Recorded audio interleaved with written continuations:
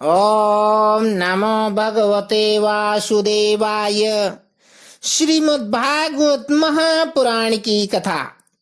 कृष्णं नारायणं वन्दे, कृष्णं वन्दे व्रजप्रियम्,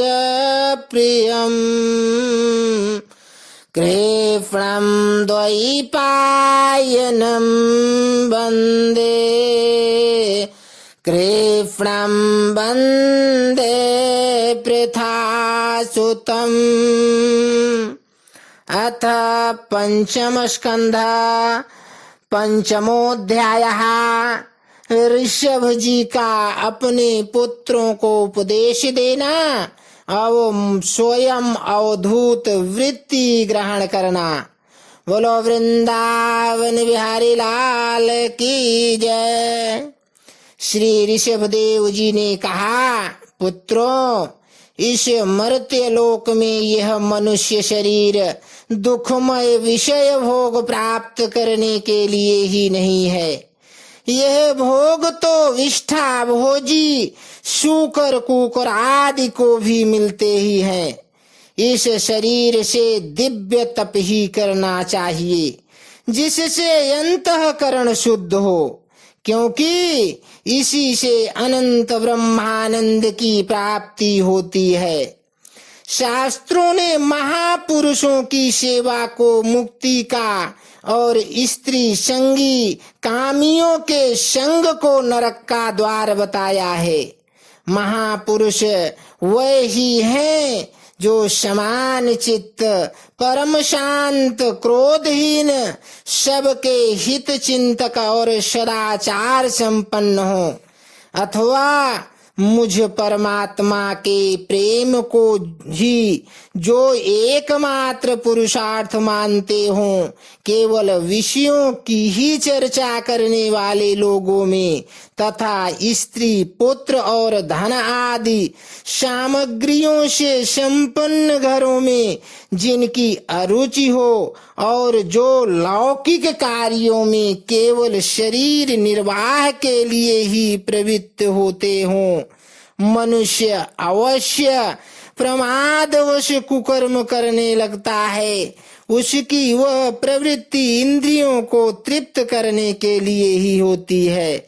मैं इसे अच्छा नहीं समझता, क्योंकि इसी के कारण आत्मा को यह असत और दुखदायक शरीर प्राप्त होता है। जब तक जीव को आत्म तत्व की जिज्ञासा होती, तभी तक अज्ञानवश देहादि के द्वारा उसका स्वरूप छिपा रहता है। जब तक यह लौकिक वैदिक कर्मों में फंसा रहता है, तब तक मन में कर्म की वासनाएं भी बनी ही रहती हैं और इन्हीं से देह बंधन की प्राप्ति होती है। इस प्रकार विद्या के द्वारा आत्म स्वरूप के ढक जाने से कर्म वासनाओं के वशीभूत हुआ चित्त मनुष्य को फिर कर्मों में ही प्रवृत्ति करता है। अतः जब तक उसको मुझ वासुदेव में प्रीति नहीं होती, तब तक वह देह बंधन से छूट नहीं सकता। स्वार्थ में पागल जीव जब तक विवेक दृष्टि का आश्रय लेकर इंद्रियों की चेष्टाओं को मिथ्या नहीं देखता, तब तक आत्म स्वरूप की स्मृति खो बैठने के कारण वह अज्ञानवश विषय प्रधान गृह आदि में आसक्त रहता है और तरह तरह के क्लेश उठाता रहता है। स्त्री और पुरुष, इन दोनों का जो परस्पर दाम्पत्य भाव है, इसी को पंडित जन उनके हृदय की दूसरी स्थूल एवं दुर्भेद्य ग्रंथि कहते हैं। देहाभिमान रूपी एक एक सूक्ष्म ग्रंथि तो उनमें अलग अलग पहले से ही हैं। इसी के कारण जीव को देहेंद्रियादि के अतिरिक्त घर, खेत, पुत्र, स्वजन और धन आदि में भी मैं और मेरे पन का मोह हो जाता है। जिस समय कर्म वासनाओं के कारण पड़ी हुई इसकी यह दृष्टि हृदय ग्रंथि ढीली हो जाती है, उसी समय यह दाम्पत्य भाव से निवृत्त हो जाता है और संसार के हेतुभूत अहंकार को त्याग कर सब प्रकार के बंधनों से मुक्त हो परम पद प्राप्त कर लेता है। पुत्रों, संसार सागर से पार होने में कुशल तथा धैर्य उद्गम एवं सत्व गुण विशिष्ट पुरुष को चाहिए कि सबके आत्मा और गुरु स्वरूप मुझ भगवान में भक्ति भाव रखने से, मेरे परायण रहने से, तृष्णा के त्याग से, सुख दुख आदि द्वंद्वों के सहने से जीव को सभी योनियों में दुख ही उठाना पड़ता है। इस विचार से, तत्व जिज्ञासा से, तप से, सकाम कर्म के त्याग से, मेरे ही लिए कर्म करने से, मेरी कथाओं का नित्य प्रतिश्रवण करने से, मेरे भक्तों के संग और मेरे गुणों के कीर्तन से, वैर त्याग से, समता से, शांति से और शरीर तथा घर आदि में मैं मेरेपन के भाव को त्यागने की इच्छा से, अध्यात्म शास्त्र के अनुशीलन से, एकांत सेवन से, प्राण इंद्रिय और मन के संयम से, शास्त्र और सत्पुरुषों के वचन में यथार्थ बुद्धि रखने से, पूर्ण ब्रह्मचर्य से, कर्तव्य कर्मों में निरंतर सावधान रहने से, वाणी के संयम से, सर्वत्र मेरी ही सत्ता देखने से, अनुभव ज्ञान सहित तत्व विचार से और योग साधन से अहंकार रूप अपने लिंग शरीर को लीन कर दे। मनुष्य को चाहिए कि वह सावधान रहकर अविद्या से प्राप्त इस हृदय ग्रंथि रूप बंधन को शास्त्रोक्त रीति से इन साधनों के द्वारा भली भांति काट डाले, क्योंकि यही कर्म संस्कारों के रहने का स्थान है। तदनंतर साधन का भी परित्याग कर दें। जिसको मेरे लोक की इच्छा हो अथवा जो मेरे अनुग्रह की प्राप्ति को ही पुरुषार्थ मानता हो, वह राजा हो तो अपनी अबोध प्रजा को, गुरु अपने शिष्यों को और पिता अपने पुत्रों को ऐसी ही शिक्षा दे। अज्ञान के कारण यदि वे उस शिक्षा के अनुसार न चलकर कर्म को ही परम पुरुषार्थ मानते रहें, तो भी उन पर क्रोध न करके उन्हें समझा बुझा कर कर्म में प्रवृत्ति न होने दें। उन्हें विषयासक्ति युक्त काम्य कर्मों में लगाना तो ऐसा ही है जैसे किसी अंधे मनुष्य को जानबूझकर गड्ढे में ढकेल देना। इससे भला किस पुरुषार्थ की सिद्धि हो जाती है? अपना सच्चा कल्याण किस बात में है, इसको लोग नहीं जानते। इसी से वे तरह तरह की भोग कामनाओं में फंसकर तुच्छ क्षणिक सुख के लिए आपस में वैर ठान लेते हैं और निरंतर विषय भोगों के लिए ही प्रयत्न करते रहते हैं। वह मूर्ख इस बात पर कुछ भी विचार नहीं करते कि इस वैर विरोध के कारण नरक आदि अनंत घोर दुखों की प्राप्ति होगी। गड्ढे में गिरने के लिए उल्टे रास्ते से जाते हुए मनुष्य को जैसे आंख वाला पुरुष उधर नहीं देखता, वैसे ही अज्ञानी मनुष्य को अविद्या में फंसकर दुखों की ओर जाते देख कर कौन ऐसा दयालु और ज्ञानी होगा जो जान बूझ कर उसे उसी राह पर जाने दे या जाने के लिए प्रेरणा करे। जो अपने प्रिय संबंधी को भगवत भक्ति का उपदेश देकर मृत्यु की फांसी से नहीं छुड़ाता, वह गुरु नहीं है, स्वजन नहीं है, पिता नहीं है, माता नहीं है, इष्ट देव नहीं है और पति नहीं है।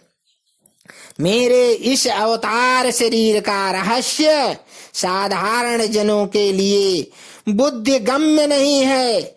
शुद्ध सत्य ही मेरा हृदय है और उसी में धर्म की स्थिति है। मैंने अधर्म को अपने से बहुत दूर पीछे ही ढकेल दिया है। इसी से सत्पुरुष मुझे ऋषभ कहते हैं। तुम सब मेरे उस शुद्ध सत्वमय हृदय से उत्पन्न हुए हो, इसलिए मत्सर छोड़कर अपने बड़े भाई भरत की सेवा करो। उसकी सेवा करना मेरी ही सेवा करना है और यही तुम्हारा प्रजा पालन भी है। अन्य सब भूतों की अपेक्षा वृक्ष अत्यंत श्रेष्ठ है। उनसे चलने वाले जीव श्रेष्ठ हैं और उनमें भी कीट आदि की अपेक्षा ज्ञान युक्त पशु आदि श्रेष्ठ हैं। पशुओं से मनुष्य और मनुष्यों से प्रमथगण, प्रमथों से गंधर्व, गंधर्वों से सिद्ध और सिद्धों से देवताओं के अनुयायी किन्नरादि श्रेष्ठ हैं। उनसे असुर, असुरों से देवता, देवताओं से भी इंद्र श्रेष्ठ हैं। इंद्र से भी ब्रह्मा जी के पुत्र दक्षादि प्रजापति श्रेष्ठ हैं। ब्रह्मा जी के पुत्रों में रुद्र सबसे श्रेष्ठ हैं। वे ब्रह्मा जी से उत्पन्न हुए हैं, इसलिए ब्रह्मा जी उनसे श्रेष्ठ हैं। वे भी मुझसे उत्पन्न हैं और मेरी उपासना करते हैं, इसलिए मैं उनसे भी श्रेष्ठ हूँ। परंतु ब्राह्मण मुझसे भी श्रेष्ठ हैं, क्योंकि मैं उन्हें पूज्य मानता हूँ। सभा में उपस्थित ब्राह्मणों को लक्ष्य करके विप्रगण, दूसरे किसी भी प्राणी को मैं ब्राह्मणों के समान भी नहीं समझता, फिर उनसे अधिक तो मान ही कैसे रख सकता हूँ। लोग श्रद्धा पूर्वक ब्राह्मणों के मुख में जो अन्नादि आहुति डालते हैं, उसे मैं जैसी प्रसन्नता से ग्रहण करता हूँ, वैसे अग्निहोत्र में होम की हुई सामग्री को स्वीकार नहीं करता। जिन्होंने इस लोक में अध्ययनादि के द्वारा मेरी वेद रूपा अति सुंदर और पुरातन मूर्ति को धारण कर रखा है, तथा जो परम पवित्र सत्व गुण, शम, दम, सत्य, दया, तप, तितिक्षा और ज्ञानादि 8 गुणों से संपन्न है, उन ब्राह्मणों से बढ़कर और कौन हो सकता है। मैं ब्रह्मादि से भी श्रेष्ठ और अनंत हूँ तथा स्वर्ग मोक्ष आदि देने की भी सामर्थ्य रखता हूँ। किंतु मेरे अकिंचन भक्त ऐसे निःस्पृह होते हैं कि वे मुझसे भी कभी कुछ नहीं चाहते। फिर राज्यादि अन्य वस्तुओं की तो वे इच्छा ही कैसे कर सकते हैं। पुत्रों, तुम संपूर्ण चराचर भूतों को मेरा ही शरीर समझकर शुद्ध बुद्धि से पद पद पर उनकी सेवा करो। यही मेरी सच्ची पूजा है। मन, वचन, दृष्टि तथा अन्य इंद्रियों की चेष्टाओं का साक्षात फल मेरा इस प्रकार का पूजन ही है। इससे बिना मनुष्य अपने को महामोहमय काल पास से छुड़ा नहीं सकता।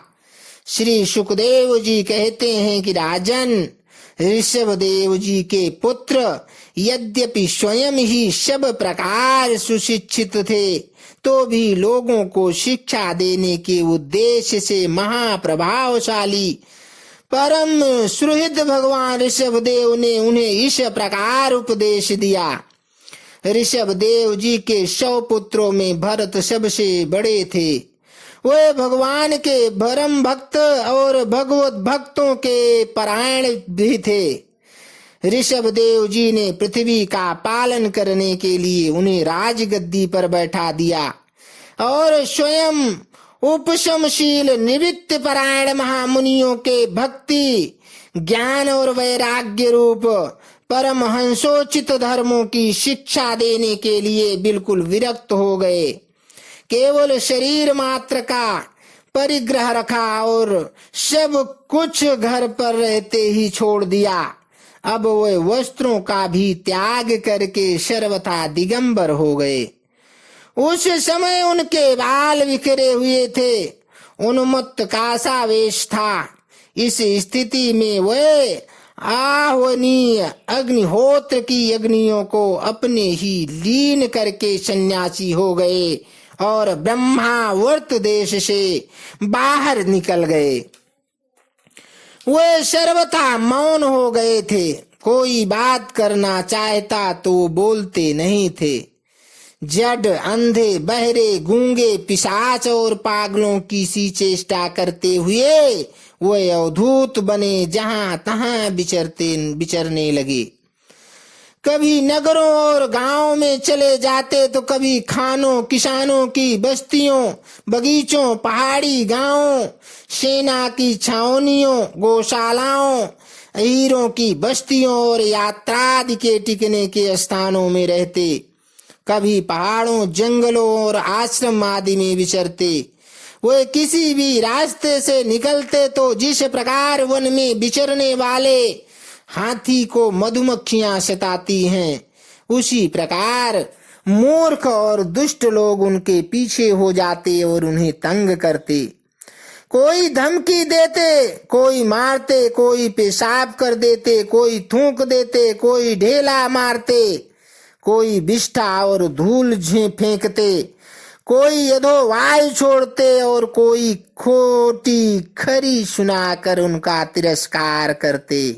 किंतु वे इन सब बातों पर जरा भी ध्यान नहीं देते। इसका कारण यह था कि भ्रम से सत्य कहे जाने वाले इस मिथ्या शरीर में उनकी अहंता, ममता तनिक भी नहीं थी। वो एक कार्य कारण रूप संपूर्ण प्रपंच के साक्षी होकर अपने परमात्मा स्वरूप में ही स्थित थे। इसलिए अखंड चित्त वृत्ति से अकेले ही पृथ्वी पर विचरते रहते थे। यद्यपि उनके हाथ, पैर, छाती, लंबी लंबी बाहें, कंधे, गले और मुख आदि अंगों की बनावट बड़ी ही सुकुमार थी। उनका स्वभाव से ही सुंदर मुख स्वाभाविक मधुर मुस्कान से और भी मनोहर जान पड़ता था। नेत्र नवीन कमल दल के समान बड़े ही सुहावने, विशाल एवं कुछ लाली लिए हुए थे। उनकी पुतलियां शीतल और संताप हारिणी थी। उन नेत्रों के कारण वे बड़े मनोहर जान पड़ते थे। कपोल, कान और नासिका छोटे बड़े न होकर समान एवं सुंदर थे तथा उनके स्फुट हास्य युक्त मनोहर मुखारविंद की शोभा को देखकर पुर नारियों के चित्त में कामदेव का संचार हो जाता था। तथापि उनके मुख के आगे जो भूरे रंग की लंबी लंबी घुंघराली लटें लटकी रहती थी, उनके महान भार और अवधूतों के समान धूसरित देह के कारण वे ग्रहग्रस्त मनुष्य के समान जान पड़ते थे। जब भगवान ऋषभदेव ने देखा कि यह जनता योग साधन में विघ्न रूप है और इससे बचने का उपाय विभत्स वृत्ति से रहना ही है, तब उन्होंने अजगर वृत्ति धारण कर ली। वे लेटे ही लेटे खाने, पीने, चबाने और मलमूत्र त्याग करने लगे। वे अपने त्यागे हुए मल में लोट लोट कर शरीर को उससे सान लेते, किंतु उनके मल में दुर्गंध नहीं थी, बड़ी सुगंध थी और वायु उस सुगंध को लेकर उनके चारों ओर 10 योजन तक सारे देश को सुगंधित कर देती थी। इस प्रकार गौ, मृग और काकादि भी वृत्तियों को स्वीकार करके वह उन्हीं के समान कभी चलते हुए, कभी खड़े खड़े, कभी बैठे हुए और कभी लेटे लेटे ही खाने पीने और मलमूत्र का त्याग करने लगते थे। परीक्षित, परमहंसों को त्याग के आदर्श की शिक्षा देने के लिए इस प्रकार मोक्षपति भगवान ऋषभदेव ने कई तरह की योग चर्चाओं का आचरण किया। वे निरंतर सर्वश्रेष्ठ महान आनंद का अनुभव करते रहते थे। उनकी दृष्टि में निरूपाधिक रूप से संपूर्ण प्राणियों के आत्मा अपने आत्म स्वरूप भगवान वासुदेव से किसी प्रकार का भेद नहीं था। इसीलिए उनके सभी पुरुषार्थ पूर्ण हो चुके थे। उनके पास आकाश गमन मनोजवित्व मन की गति के समान ही शरीर की भी इच्छा करते ही सर्वत्र पहुंच जाना, अंतर्धान परकाय प्रवेश, दूसरे के शरीर में प्रवेश करना, दूर की बातें सुन लेना और दूर के दृश्य देख लेना आदि सब प्रकार की सिद्धियां अपने आप ही सेवा करने को आई, परंतु उन्होंने उनका मन से आदर या ग्रहण नहीं किया। इति श्रीमद्भागवते महापुराणे पारमहंस्यां संहितायां पंचम स्कंदे ऋषभदेवानुचरिते पंचमो अध्यायः संपूर्णः। बोलो वृंदावन बिहारी लाल की जय। बोलो विष्णु भगवान की जय।